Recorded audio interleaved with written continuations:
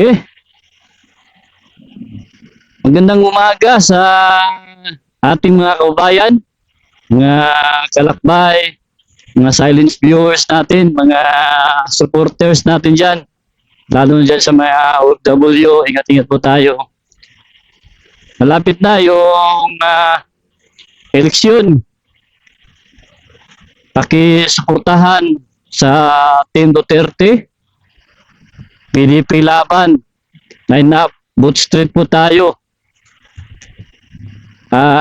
Protektahan po din natin si Madam Sara para sa darating na 2028. At saka yung natin, Mayor, na si Tatay Digong dito sa Davao City. Tuloy-tuloy yung kalisorbe natin. Sa pagkakalisorbe natin, malakas pa rin si Tatay Digong. Kahit na nasa dahig, nakulong. Pero grabe, panawagan nila. Tatay pa rin ang gusto nila na maging mayor dito sa Davao City. At ang vice mayor din natin na si Baste Duterte, napakalakas din. At ang congressman din natin, suportahan din natin sa District 1, si Pulong Duterte. At sa District 2, si Omar Duterte. District 3, si Ungab. Yan, marami pa tayong puntahan ng mga kalye survey natin. Sa ating pagkakalisurvey, ay namumuna talaga yung mga Team Duterte. At sana ay sa darating na Mayo, maganda yung resulta. Abang-abangan natin sa darating na eleksyon. Pumili po tayo mga kabayan ng ating bubutuhin. Tayo sinusuportahan natin yung PDP Laban talaga. Yung Team Duterte. Ito sa tatay. Solid talaga tayo, supporter si tatay. Shoutout din dyan sa may Libak Sultan Kudarat na nagabigay din ng suporta sa Team Duterte. Lalo sa mga akuro.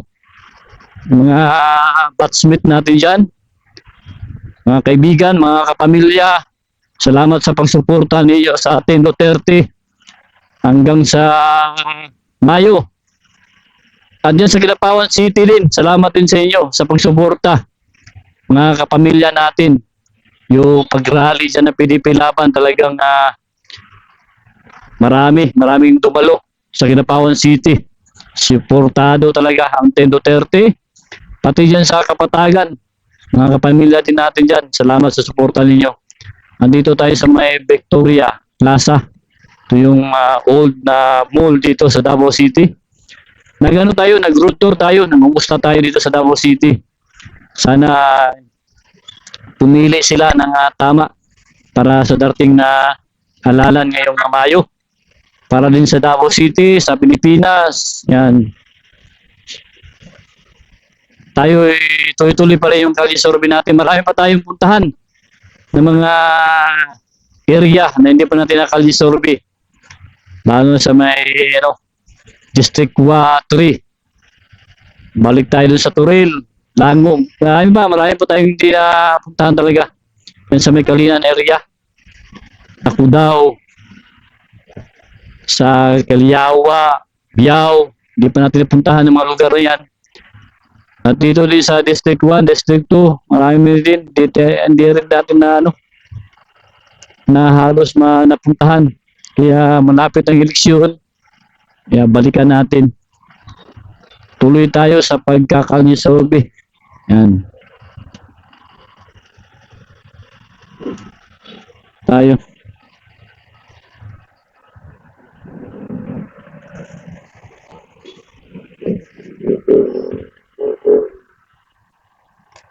Yan.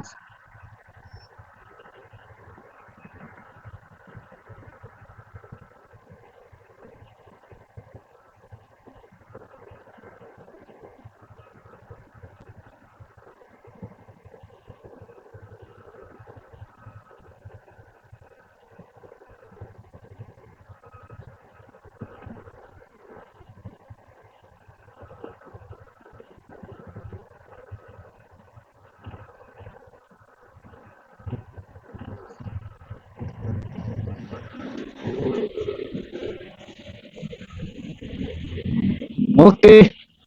Pupunta tayo ng Gmall. Pa-downtown tayo. Proper. Ayan, inaulit ko mga kabayan na suportahan po natin ang Team Duterte, PDP laban, senatorial candidates. Ngayong dating na halalan. Huwag po natin kalimutan, vote straight po tayo. Okay, magandang umaga sa inyo lahat. Ingat-ingat po tayo sa Luzon, Visayas, Mindanao. Shoutout sa mga kaibigan natin. At lalo na dyan kay Kuya G vlog, yung Batanggilyo, ang kaibigan natin nag-vlog sa mga Kalye Sorbe. Magandang umaga sa kanya. Sa kay mga kasama natin dito sa Davao City, RTV Moto Travel Vlog. Dyan kay Dinicho Rabinchor, Kuya Dalu, at sa mga samahan natin na Bistakiro, Tabo Vloggers, yan sila Serko, sila Tito Tan, Sir Wilby, mga Banat Mandaya, mga kaibigan natin dyan. At basta sabi sa Bistakiros, Davao Vloggers, yung mga kaibigan natin. Hindi natin mabanggit lahat yung mga pangalan. Sila yung mga natin, mga idol. Dito tayo kay Pangbansang Loyal. Andito tayo sa may mismo, sa may downtown. Siguro, dito lang siguro yung natin. Pag-road tour natin. Bilang pasalamat sa mga supporters natin. Sumusuporta kay Tatay Digong sa mga Team Duterte. Protektahan din natin si Sara. Doon tayo. At balikan din natin yung pagpaparming natin. Yung mga update natin sa farming. Yung mga durian natin sa Kalangka. Mga prutas natin doon. Balik tayo sa mag-update. Yan, dito lang siguro. Nagtatapos yung natin. Road tour. PDP laban. Team Duterte. Tatay Digong. Suportahan natin si Tatay Digong. Ayan. Mga alaala. Naiwan ni Tatay. Balik natin si Tatay. Ayan.